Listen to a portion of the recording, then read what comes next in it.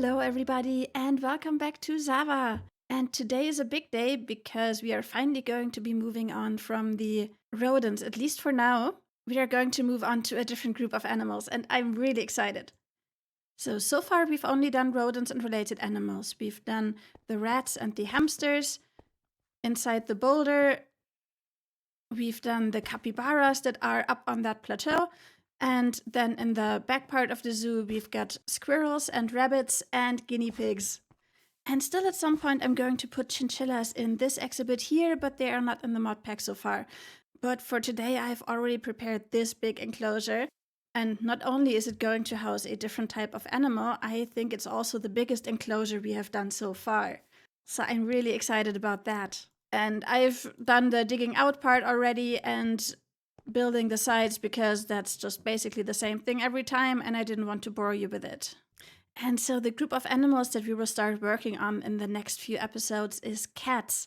And the cat we are going to start with in this enclosure is the serval. I've also already been terraforming a bit and we have another enclosure here that we can put another kind of cat in, and then down here the area is going to continue and there will be more cat exhibits, but I still need to do a lot more terraforming before I can start with that. So the serval is a medium-sized cat that lives in savanna environments in Africa, but apparently also in wetlands and marshes. And so I'm still trying to figure out how exactly we're going to do this enclosure. If it's going to be more wetland or more savanna-ish, or maybe a mix of the two. So now that I've mentioned having a mix of wetland and savanna type environment, I kind of want to do that. So we could have the more watery part in the back with some water holes and some more wet looking ground types, and then a more savanna part in the front with sand and some long grasses. And I think that would look really cool. Now regarding the water part, I don't want it to just be like one big lake like we did with the capybaras. And maybe instead of trying to describe it, it's best if I show you. So if we just fly over here, I have this marsh biome. And as you can see, the water is mixed with the ground. So there's like a little bit of water, then a little bit of ground, and it's not all interconnected. And that's the way I want this to look like. So at the bottom of the water puddles, as usual, I'm going to use the dark oak mulch because I just love the way this looks when the soil is nice and dark underneath the water. And then I'm just going to put this everywhere I want the water puddles to go. Okay, so what I've done here now looks a little bit as if I tried to write something in some kind of alien script. But I think this is going to make for a nice marshy environment once we start filling in the other blocks. So before we start doing anything else, I want to have a little raised area over here in the savanna part. So I'm going to put some blocks down where I want the raised area to go. Now let's talk block types. So for the marshy environment, I think I'm going to go with this meadow grass because it has the darker dirt underneath the grass. Then of course we're also going to continue with the dark oak mulch. And then let's put some peat in between it too. It has the same kind of color as the meadow dirt, but the grass won't spread to it. And then over here in the savanna area, I've got this nice orange sand. And I think that's a really nice color. And then of course we will also be using some of the normal sand. And then I want to mix all this in with some coarse dirt and some normal grass blocks as well. And now what we need to do in between these areas is, of course, we can't just have a hard border. We need to kind of spread these blocks out so that there's a gradient between the two areas where they kind of just flow into each other. So I need to make sure that I spread the blocks out in the right way. But instead of talking you through how I place each and every one of those blocks, why not do this as a time lapse where you can see me fill up every single pixel of this canvas, just a little bit like a paint by numbers picture. Let's go!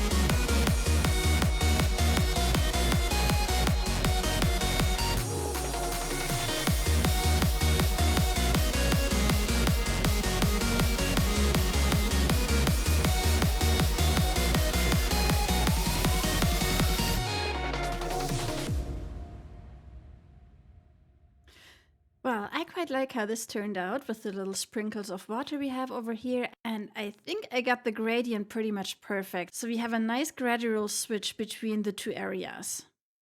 Now, I've been doing these caverns in a lot of my exhibits, and I really quite like them because it gives a little bit of shelter and a little bit of privacy too to the animals. And so I'm gonna use my stone backpack to just texture this a little bit and also use some stairs and slabs to make it less blocky. I think I'm gonna need the stone cutter for this because I need to turn some of the normal stone into stairs and slabs as well.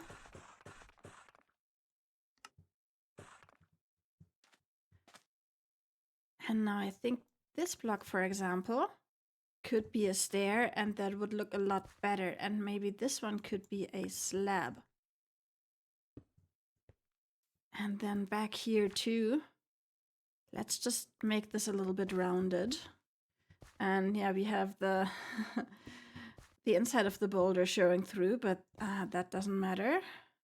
Let's maybe use a different kind of stair back here. But usually I prefer to use those more textured stones nearer to the ground. Now let's sprinkle in some of the greenish blocks. Like this. And like I said, close to the ground.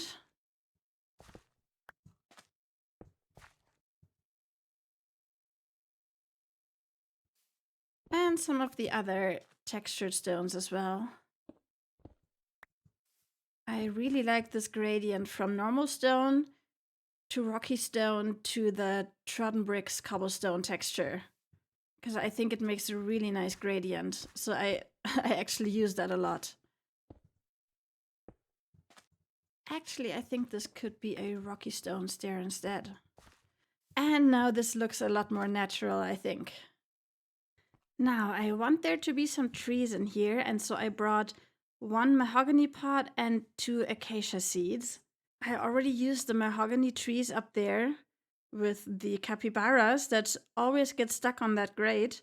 And the acacia trees have a similar growth habit, and so I think that could fit very well together.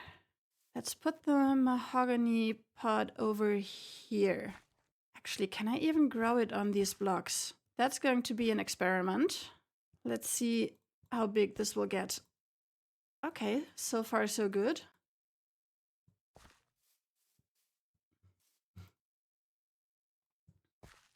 Yeah, you know what? That's not too bad.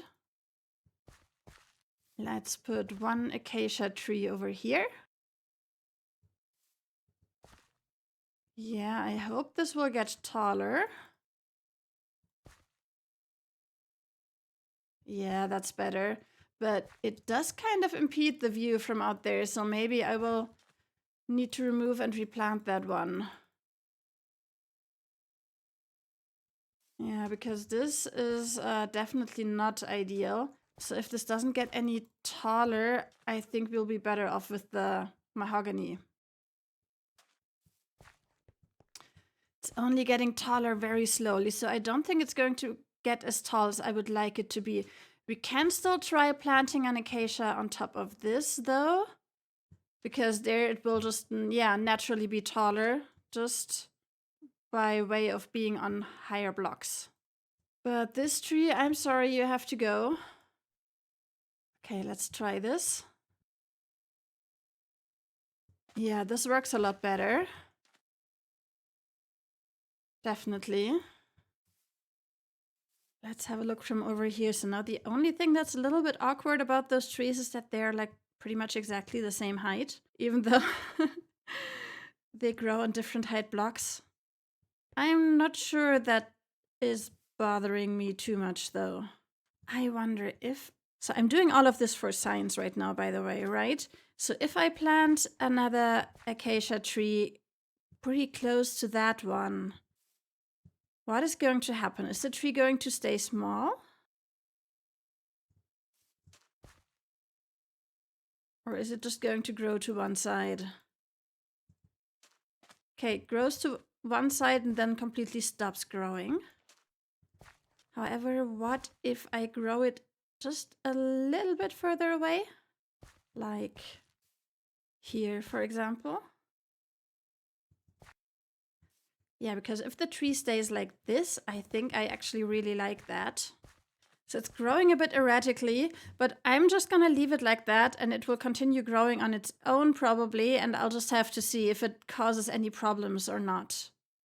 All right, so my thinking with the little tree over there was that I just wanted a little bit of variety in height of the trees, and I think we've achieved that.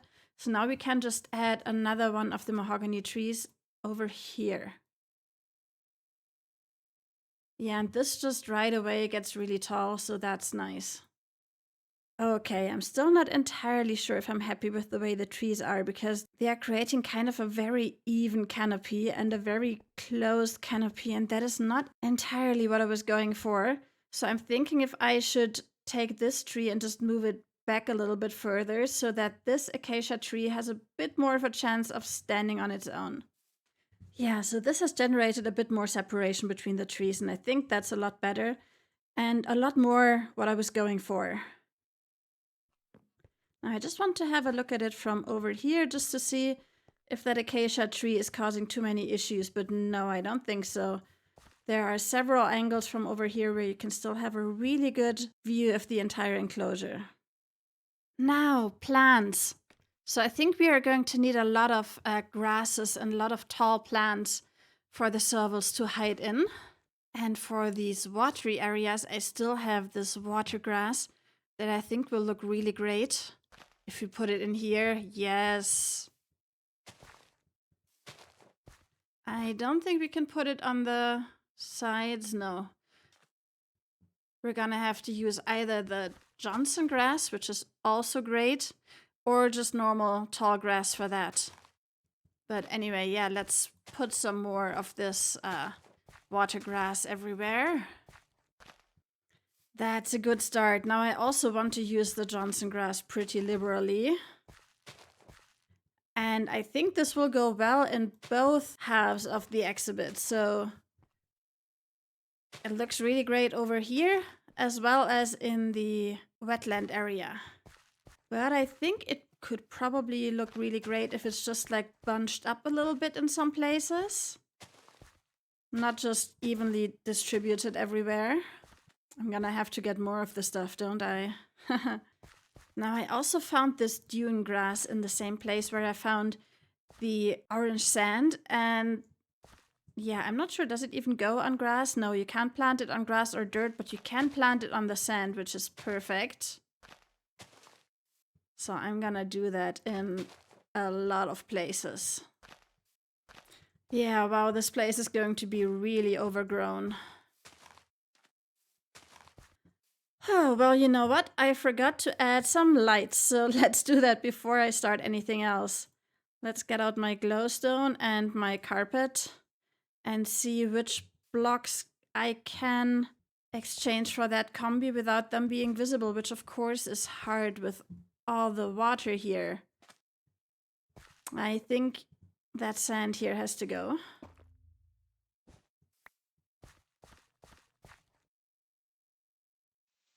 This one as well. Really would prefer to not have any baddies spawn in here. Alright, that is taken care of, at least I hope so. I hope there is no area where there's enough dark space for things to spawn. But now let's add some more stuff. So I've got these cattails. Yeah, that's really good. I like that. Oh, they also go on sand. Perfect. I also got these reeds, but I'm not entirely sure.